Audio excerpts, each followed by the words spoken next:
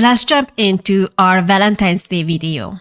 Am I the a-hole for dating my sister's crush even though she never acted on it? Stealing your sister's crush is a bit much for me, but let's see what were the circumstances. I, 27 female, and my sister Nina, 24 female, are both queer. About 3 years ago, I met Jade, 29 female. We clicked instantly as friends. Nina also met Jade through me, and we all started hanging out as a trio. Early on, Jade and I got drunk one night and had a one-night stand, but we easily went back to being platonic friends. Later, I entered a 2-year relationship with someone else. During this time, Nina confessed to me that she had a crush on Jade. But she never told Jade because she assumed she wasn't her type. Why not just ask her? The worst thing that can happen, that she would say no. It's not the end of the world. But what if she says yes? It's way worse to miss out on that than to be rejected. Over time, we all became close friends, hanging out weekly. After my breakup, Jade and I started hanging out more often. Nina was on a trip. Jade offered to platonically cuddle me for comfort, and we cuddled most nights we hung out, like 3-4 times a week. I started catching feelings. One night, Jade and I kissed. I told her I had feelings for her, and she said she was scared to ruin the friendship and wasn't ready for a relationship. But eventually, we couldn't resist. We slept together and decided to try a situationship. I feel bad for your sister. No matter what's gonna happen after this, she's going to get hurt. Out of respect, we told Nina first. Okay, that's good at least. She had a negative reaction, saying she felt betrayed and needed to process it. Well, yeah, I cannot blame her. She asked us not to be affectionate in front of her, which we respected completely. We didn't want her to feel left out, and we continued hanging out with her as much as before. I had previously shared my location with Nina, and during this time she was watching when Jade and I were together, and saying she felt left out even when we maintained the same time with her as before. That's because she felt hurt. Basically, she lost her love interest and kind of felt like her sister betrayed her. This is definitely a complicated situation, which is why I would never started it from the beginning. When Jade and I were alone, she didn't like it. Later, Nina and I moved in together, and we didn't show affection in front of her at all. I understand your point, but that doesn't change on the fact that she was really hurt. She couldn't even get rid of the situation because you're her sister. It makes sense she wants you in her life. But then she has to watch her crush being with you. You have to understand that is awkward and difficult. On Valentine's Day, Jade and I had dinner but invited Nina to meet up with us at the bar after. She got upset that we didn't text her fast enough while at dinner and decided not to join. It's probably for the best. She was also upset that we made plans without her even though it was a Valentine's Day date. I mean, this would have never happened if you wouldn't go after your sister's crush. Of course, demanding to be on dates like this is unreasonable from her. But unfortunately, you chose to be in this relationship. And this is the consequences of it. When Jade and I became official girlfriends, we told Nina first again. I had only had one long-term relationship while ever even knowing Jade. She also made a comment to Jade about needing to stop flirting with everyone, which felt unfair and irrelevant. Okay, I feel like you guys never sat down and had a real conversation about the situation. All you guys do is just avoid the topic. But it seems like things are getting more uncomfortable and worse. You guys all have to be honest with each other and set expectations. You guys might not be able to hang out anymore, at least for a while.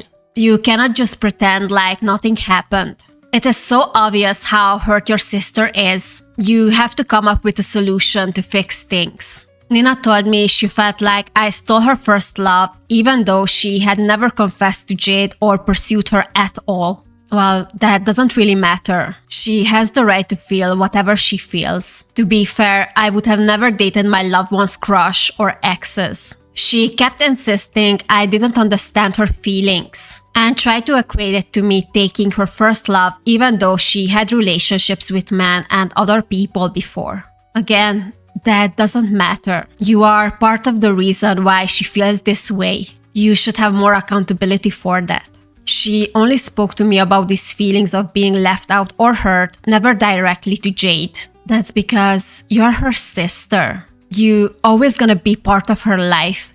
You and Jade can break up tomorrow and then she's gonna be gone from both of your lives. So your sister's actions are very rational. Meanwhile, she was polite to Jade but manipulative and guilt-tripping with me. Finally, I told Nina I couldn't process her feelings for her anymore and that I truly loved Jade. Nina responded that she couldn't see us as friends anymore. She ghosted Jade for a few days and now things are super awkward at home. I feel like I did everything possible to be upfront, respectful, and inclusive.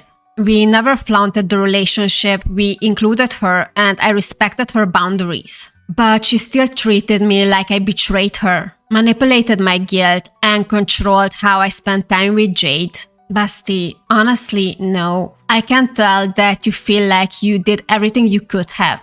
But honestly, what did you thought is gonna happen when you decided it would be a good idea to date your sister's crush? Of course, she is jealous, and sometimes she is unreasonable, but she cannot escape the situation. If I were you, I would think about the fact if this relationship were to lose your sister. Because if you look at the pieces, that can easily happen. Jade and I are really happy together and serious about each other, but I feel torn up by guilt. Am I the a-hole for dating my sister's crush even though she never confessed or acted on it? Yeah, I think you are. I think you created the situation. You could have avoided it. And I'm pretty sure you could have found someone else to be with. Of course, this is all up to you. If you're okay to losing your sister forever, well, that's a choice. And you are the only one who can make it. So yeah, in my opinion, you are the a-hole. But I'm gonna move on to the next story. Am I the a-hole for messing up Valentine's Day? Context: we've been together for 5 years and have 2 kids together, 4 female and 2 male. My girlfriend, probably soon-to-be ex-girlfriend, is a very romantic person. I'm talking wants her life to be K-drama perfect. I haven't ever made Valentine's Day plans in the past besides occasional flowers and dinner. Besides that, this year we went on a family trip. I had planned to put Valentine's Day this year and assured her I had very nice plans this year.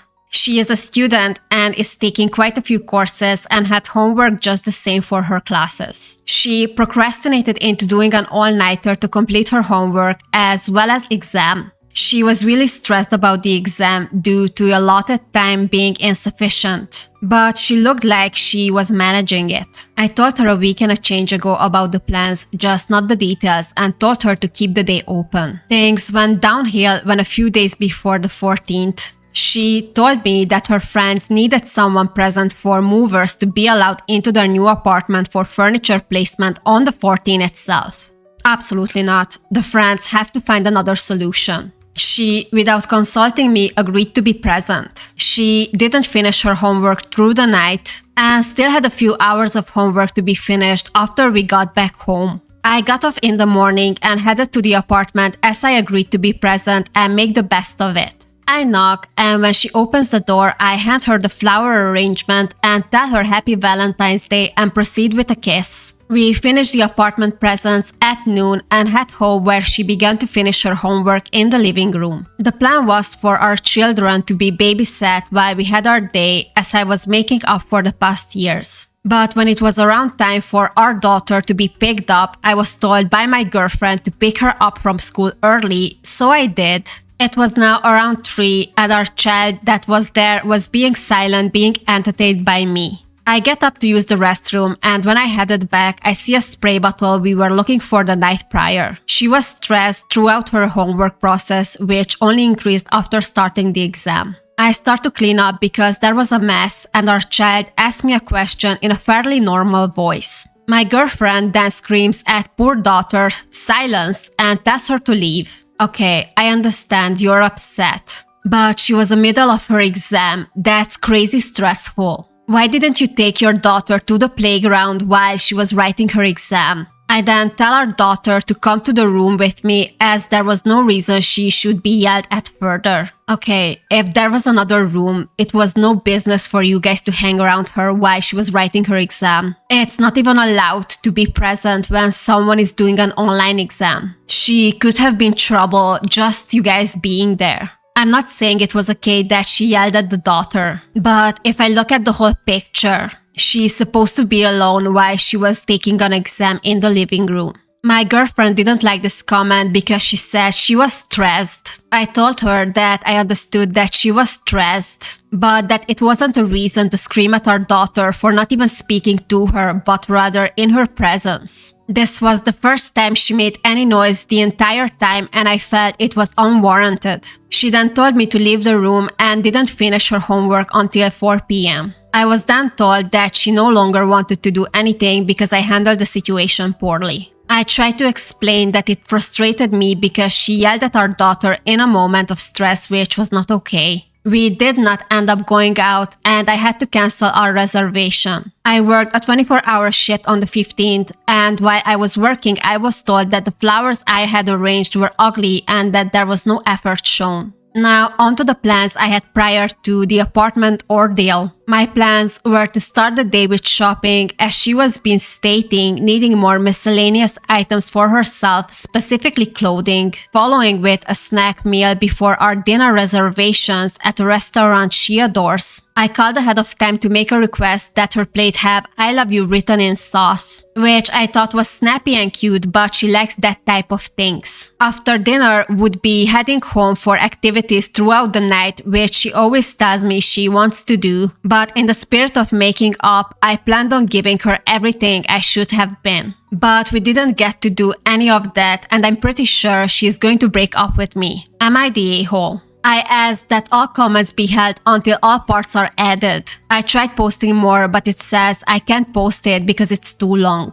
Then he never posted more. To be fair, I don't think we need more. It was long enough. In my opinion, everybody sucks in the story. The girlfriend for yelling at the daughter, and OP for not understanding how stressful it is to do an exam online. Also, it's kind of annoying that the girlfriend assumed there was no effort put into Valentine's Day by OP, especially after she cancelled everything herself. I think OP never should have been around his girlfriend with the kid while she was doing that exam, but also OP's girlfriend is a nightmare for her behavior. So yeah, everybody sucks. Let's just move on. What my husband did on Valentine's Day. My husband, 27, and I, 25 female, have a 7-month-old who we both gush over how cute our baby is. Anyways, on Valentine's Day, I asked him if all he could do was stop at a store and get a small balloon on his way home from work. That's a reasonable request. When he got home, our baby and I were dressed up to greet him, and he came in with a huge bouquet, a huge balloon, and caramel chocolates, and our favorite red wine. We were really tight on money right now, so my first concern was money, but then he told me, "You let me worry about that and just enjoy these because you are worth it." And then handed the balloon to our baby, who was scared of it at first, lol, but eventually warmed up to it, especially the clip that came with it. Your husband is lovely. I'm so glad we have a happy ending for the last story for this video.